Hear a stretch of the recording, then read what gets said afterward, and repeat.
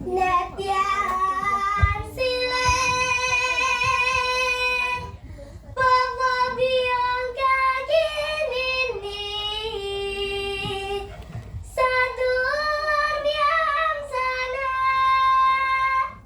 Kalamun murotan Pecik Nora pantas yenden Muka Salam budaya, salam sejahtera untuk kita semua. Selamat pagi Dewan Juri yang saya hormati.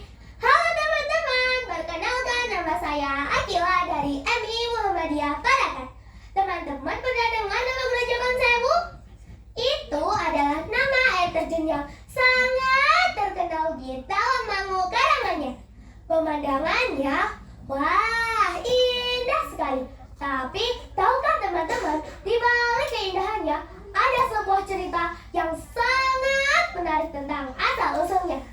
Cerita ini bukan hanya tentang pemandangan alam, tapi juga tentang siasat cerdik, janji, dan kemarahan besar. Mari ikutlah masuk bersamaku ke dalam kisah Asal Mula Grojogan Sewu. Cerita ini diambil dari buku kisah cerita rakyat dari Karanganyar, karya Daniel Agus Marianto dan juga Listianing Raharjanti. Alkisah, pada zaman dahulu kala hiduplah seorang raja Dwarawati yang sangat bijaksana dan sakti mandraguna. Namanya Prabu Kresna. Saat itu hatinya sedang gundah gulana. Betapa tidak, dua keluarga yang masih bersaudara, Pandawa dan Kurawa, akan segera berperang dalam sebuah perang besar yang bernama Barata Yuda. Prabu Kresna sedih sekali. Dalam benaknya dia membayangkan betapa hebatnya kekuatan para pahlawan Kurawa seperti Resi Bisma, Resi Dona, dan terutama kakaknya sendiri, Prabu Baladewa. Duh, dewa yang agung, jika Prabu Baladewa ikut berperang di pihak Kurawa, Pandawa pasti akan kalah. Senjata nenggalannya itu sangat menakutkan, bahkan bisa menguncarkan gunung dalam sekejap. Gumam Prabu Kresna di dalam sanggar pemujaannya. Hingga suatu hari, setelah berhari-hari berdoa, Prabu Kresna mendapatkan sebuah petunjuk dari para dewa. Hatinya sangat gembira. Ia segera mengumpulkan para Pandawa. Duh! Kakanda Kresna, bagaimana? Apakah kita akan kalah? Tenanglah adikku Werkudara, aku punya cara. Kunci kemenangan kita adalah kita harus bisa menjauhkan Prabu Baladewa dari medan perang. Tapi bagaimana caranya, Kanda? Aku akan pergi menemui Prabu Baladewa dan menggunakan siasat kecil. Prabu Kresna pun menemui kakaknya di kerajaan Mandura. Kanda Baladewa, aku dengar Kanda akan ikut berperang di pihak Kurawa. Benarkah itu? Benar, Dinda Kresna. Aku akan berperang di pihak Kurawa. Tapi Kanda, perang ini sangat berbahaya. Kurawa itu jahat. Tidakkah Kanda merasa sayang jika kesaktian Nanggala Kanda digunakan untuk membela kejahatan? Lalu, apa yang harus aku lakukan, Dinda Kresna? Kanda, aku punya usul. Bagaimana kalau Kanda pergi bertapa di lereng Gunung Lawu?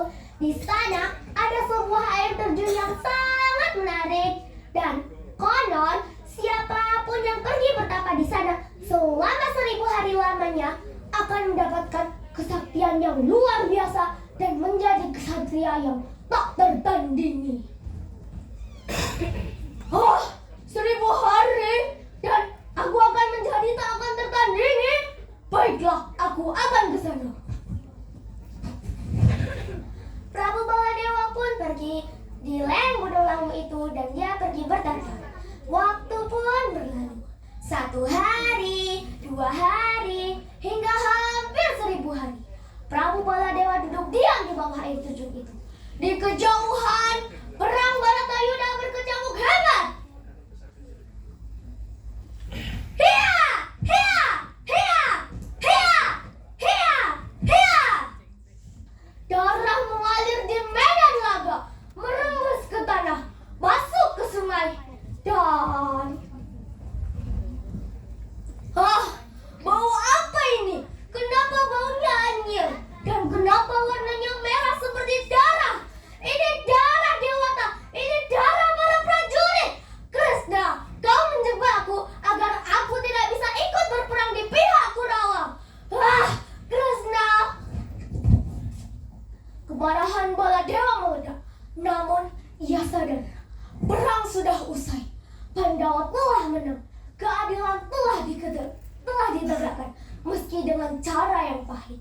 Sebagai tanda untuk meluapkan kekecewaannya dan sebagai kenangan atas tipu daya adiknya yang sudah 1000 hari membodohinya, Prabu Baladewa pun menamai air terjun itu sebagai Grojogan Sewu.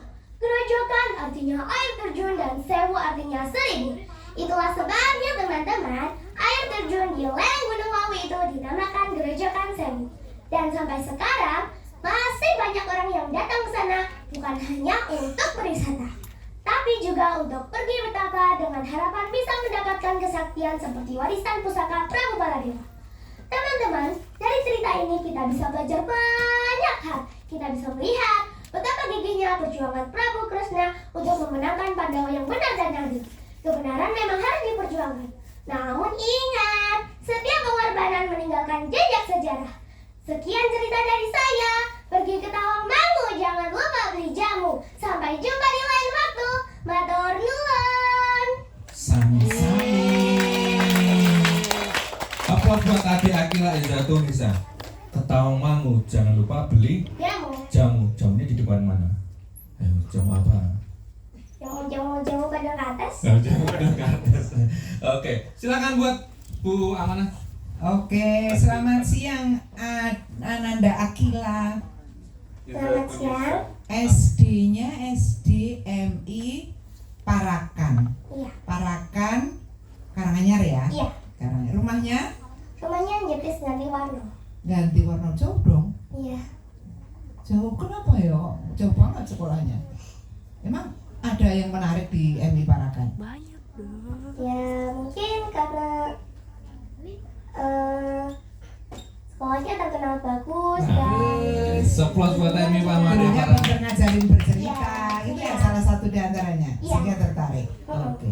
Yang ngajarin Pak Guru apa Bu Guru? Bu Guru. Bu Guru, Bu Gurunya pintar silat juga ya? Ya. Sama dengan Kak ini tadi ya, Mbak siapa tadi? Askia. Askia. Oh ya, makanya sabunnya udah merah sama. Baik. Mematikan. Tadi kesininya naik apa? Naik motor Naik motor sendiri? sama Bu Guru. Oh, sama Bu Guru. Oke. Sampai di perpustakaan sempat baca buku nggak tadi? Belum sempat. Belum sempat. Kalau gitu nanti disempatkan ya. Iya. Bisa baca Pergi buku. istirahat bisa Oh, membaca. pas istirahat nanti sambil istirahat bisa baca buku. Iya. Pinjam boleh ya Kak Ari? Boleh. Kak Pri? Oh boleh. Pinjam boleh, baca di tempat boleh. Baik, pelajaran apa sih yang diambil dari kisah ini tadi? Kebenaran memang harus diperjuangkan dan kita tidak boleh membela kejahatan. Oke, walaupun itu saudaranya sendiri. Iya. Oke, terima kasih, tepuk tangan. Oke, terima kasih buat adik Akila. Mbak Kira, Mas mau dikasih uang sama Mas? Ke Tawangmangu beli jamu.